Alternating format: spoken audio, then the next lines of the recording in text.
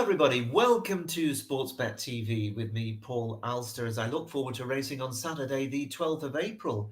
I've got a couple of free selections for you, so I hope you'll be having a listen and no doubt considering them. If you're new to the service, please press the subscribe button below the screen and you'll be able to get all my tips free on this YouTube site. If you happen to be interested in more selections, then over and out in front on Patreon, I have, four selections for Saturday. There'll also be one or two for Sunday. And of course, we're beginning to get into the really busy time of things. There'll be lots of selections through the midweek feature meetings and, of course, every weekend and at all the big festivals. You can find a link to join up and Out in Front in the description box just below this screen. But let's crack on. Even just before I do, of course, last week was the Grand National, and we had two runners. One of them was the first to go. He was a bit unlucky, poor old duffel coat, jumped the fence, then got cannoned into by another horse and eventually unseated rider. That was at the third, I think. Brave Man's Game ran very well for a long way, still in with a chance as they turned in. He just didn't quite get home, I'm afraid, but he ran a solid race. But what an amazing race it was with Willie Mullins, 1, 2, 3, 5, 7, and that excellent performance from Patrick Mullins aboard Nick Rocket. I don't know what you think, but I think that Grange Clare West would have won had he not made that dreadful mistake at the last, after which he rallied and very nearly got up for second. But all in all, an amazing performance, and hats off to Willie Mullins, who of course is going full steam ahead now to try and win the Trainers' Championship in Britain again. Right, two selections for Saturday. The first on the flat at Newbury. The 2 o'clock is the Group 3 Dubai Duty Free Fillies Stakes. It's good to firm in places. 16 runners, so a bigger than usual field for this race that's formerly known, of course, as the Fred Darling Stakes.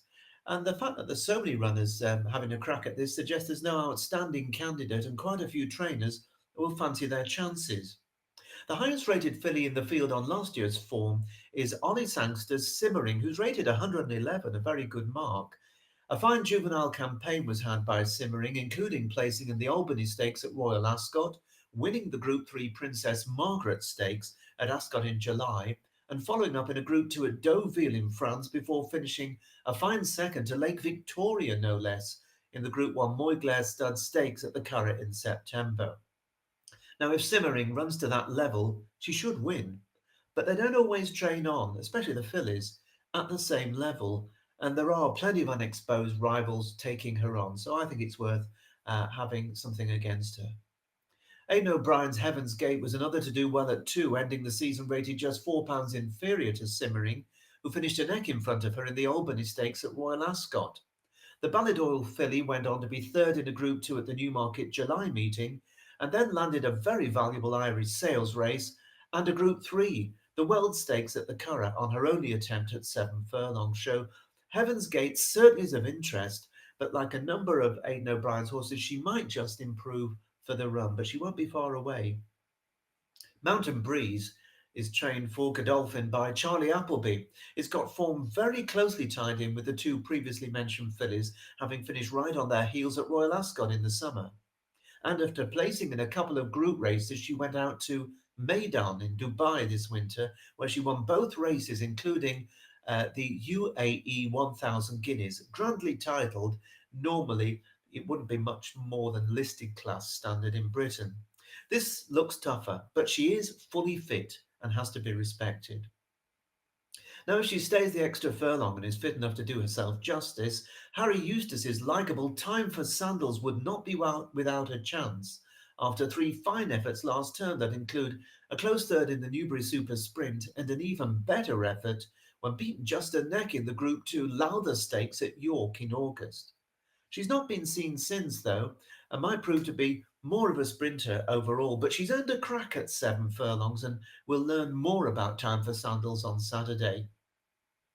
The Irish raider California Dreamer for Adrian Murray failed to win last term, but was placed in Group 2 and Group 3 company. She got off the mark at the first attempt this year when she sluiced up in a Dundalk maiden recently, and she might do better as a 3-year-old now.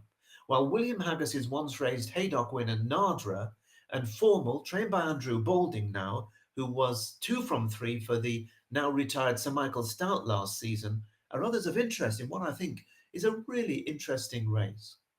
My selection, though, is Bright Times Ahead, trained by Rafe Beckett and ridden by Rossa Ryan, a combination that had a wonderful 2024.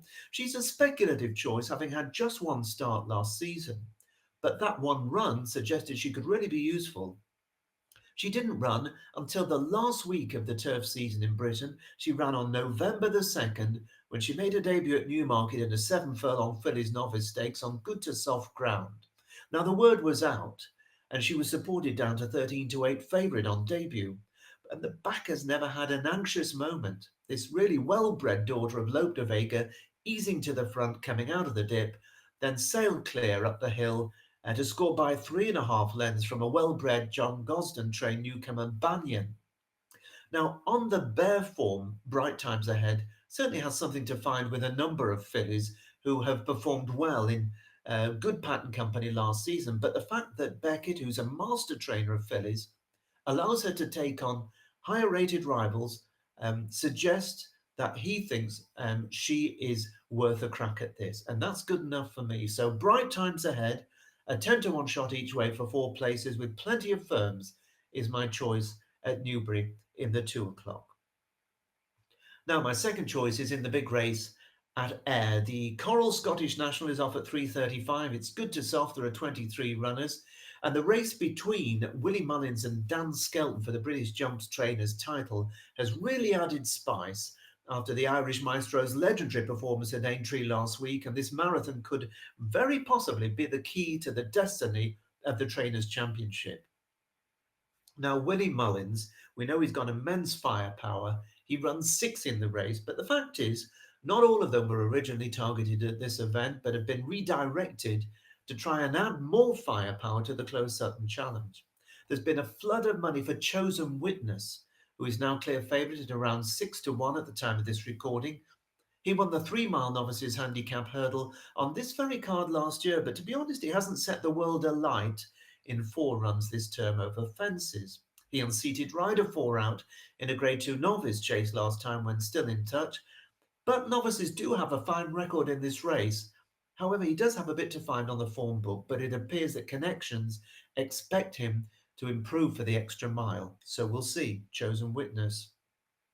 McDermott, also trained by Willie Mullins, was a very brave winner of the contest last season under what was a great ride from the excellent Danny Mullins, who's on board again.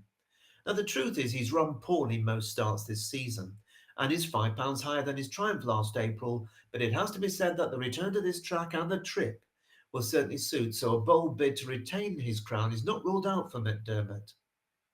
Last year's runner-up Surrey Crest, trained by Toby Laws, renews rivalry, and he's been trained specifically for this race all year, so he has to be seriously considered as he tries to gain his revenge. Now, Willie Mullins is also represented by Olympic Man, winner of a 2.5 mile event last time and going right up in distance by 1.5 miles. He's got the entry hero Patrick Mullins bidding to land a famous double in the saddle. Captain Cody, Spanish Harlem and Clark Kent make up the Mullins assault. The latter, Clark Kent, now £10 lower than when 4th in the race last year, so he is potentially a well-handicapped horse if he can find a bit of old form. So what about Dan Skelton's chance? Well, his challenge is more limited, but Sealiway, whose last win came at this meeting 2 years ago in the 3 mile novices handicap chase, Sealiway's been running himself back into form, and if he stays the extra mile, he's not without a chance off a potentially favourable mark. His stablemate Snipe should stay, but he has a touch of the slows, and even over this marathon trip, I think he'll do well to stay with them. Now, Rock My Way, trained by Joe Tizard, kept on to be a fine second in the 3 3/4 mile National Hunt Chase at Cheltenham last month, so another bold show is likely. Hastings for John Joe and AJ O'Neill was in 3rd in that very race when he came down at the last that day, and he reopposes, so there might not be much at all between Rock My Way and Hastings here. The Nip Hand, trained by Nigel Twiston Davis, is a progressive sort and was a good second to Marauder in Doncaster's Grimthorpe chase last time. He's gone up just £2 for that and has a very handy low weight, so he's in with a squeak if he sees out the extra 6 furlongs this time. Wise guy for Nicky Henderson stayed on into seventh in the Kimura at Cheltenham, so he's worth a crack at the marathon trip, while Magnus Sam, trained by Alster Ralph, won the Edinburgh National last time for the second occasion, stays all day, but might not have the class to win a race of this higher standard. And so to my selection. Well, I'm going to be backing two in the race, as I often do in big field handicaps, one of which I've already highlighted and out in front.